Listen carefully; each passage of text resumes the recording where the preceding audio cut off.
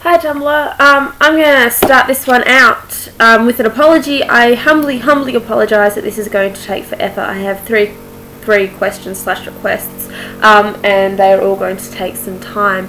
The first one that I will do is I will read my favourite section of We Need to Talk About Kevin, and unfortunately I can't read you the whole book, or I would, because it is all utterly amazing.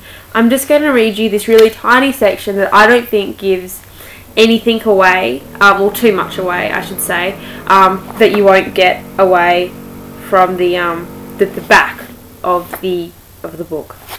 The blurb, as it were. So, it always seems interminable, but Stairway to Heaven was almost over. He might have held off for 2 more minutes, but no. I felt a peculiar stab of fear as Kevin peeled languidly off the cinder block and sauntered in an unerring straight line toward Alice, tracking her like a Patriot missile homing in on a scud.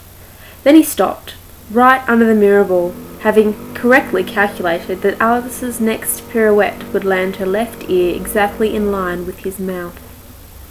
There. Contact. He leaned, just a little, and whispered. I would never pretend to know what he said, but the image has informed all my subsequent mental reconstructions of Thursday.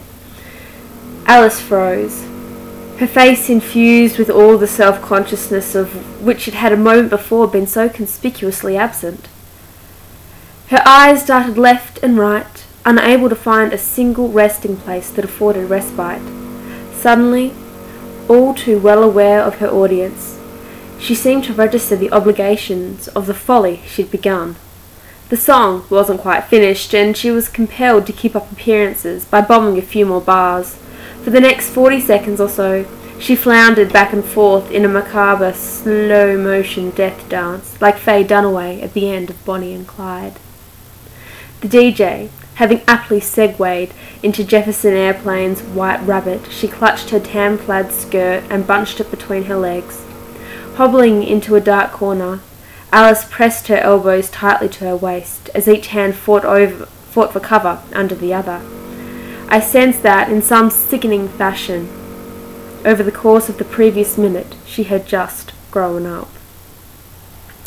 Now she knew that her dress was geeky, that her chin was weak, that her mother had betrayed her, that she was uncool, that she would never be pretty.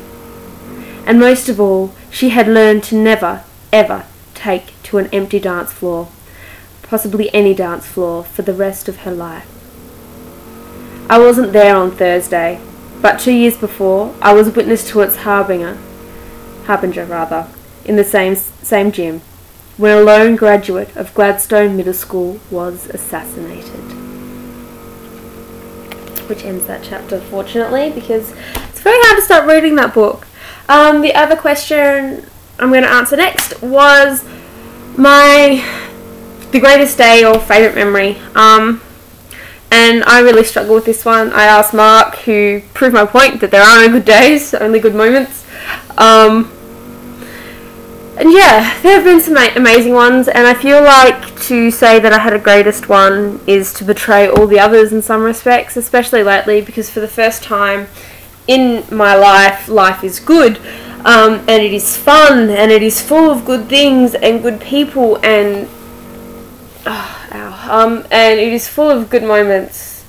And so, like, even my wedding day was like, the 15 minutes of the ceremony and the dancing was amazing, and I never ever want to do it again. It was just way too stressful, and the whole day was stressful, and I just can't look at that as being the best day.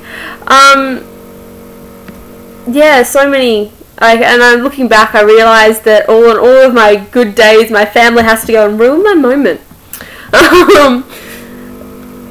I have a million greatest moments, but they're all really mushy and gross, and most of them, involve Mark and being sweet and cute and married, so you don't want to hear about those. But there is a really cool memory that I can share, and it goes for most of the day.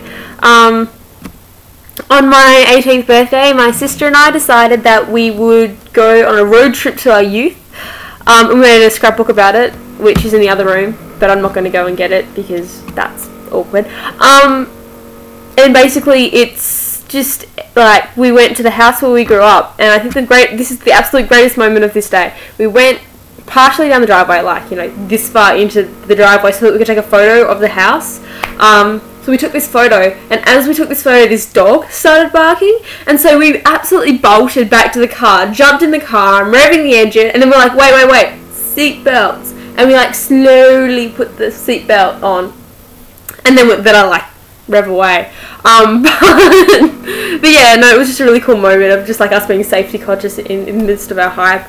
We went to the school where we grew up and walked around the playground, which hadn't changed much, and saw the brick that I made when I was in grade 1, I think, and got to put in the ground. And we went to a fish and chip shop that we used to go to when we were kids and ate lunch there.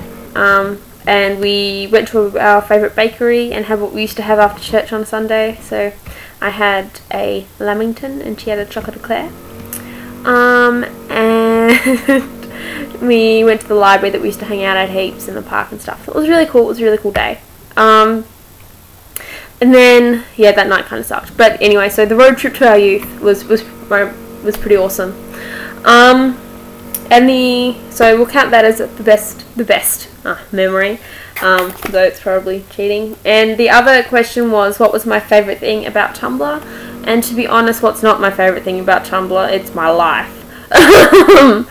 But like, how can I pick a favourite thing? Like, of all you guys and the friendships and everything, and just being able to be myself really authentically online. And anyway, my absolute favourite thing about Tumblr is this book, which has your guys' addresses in it, and this shoebox, which is full of letters. I don't know.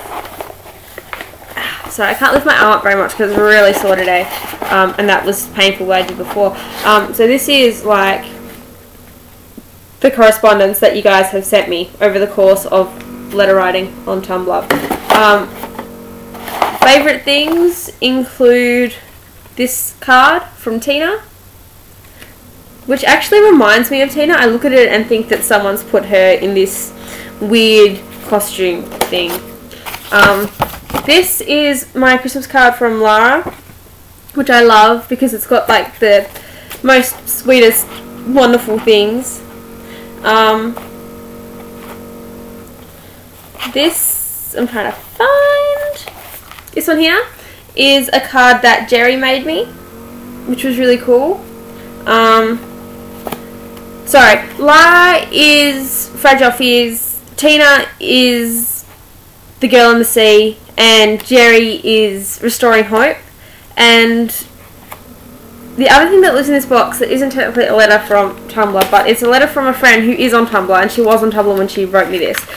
This is from Stumbyline, who is also Naomi, and it's a letter that she wrote me, and she came with a mix CD, and she's actually written the reason that she's included each of the songs on the CD. And it's not the first time she's done it, but this time was just so incredibly relevant to my life and was just so wonderful, and so I've kept it in my Tumblr letter writing box.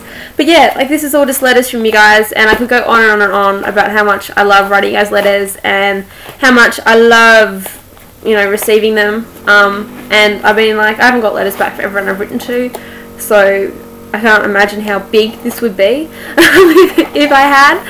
Probably a new shoebox. But yeah, I just completely love you all, and I love the time you take to develop friendships, not just on Tumblr but also in other areas. Yeah, whether it be via email or letter writing and all that stuff. And yeah. So anyway, I hope you guys are all having a really awesome day, Saturday or Sunday, depending on where you are. It's a Sunday here. And God bless. And stay awesome. Bye guys.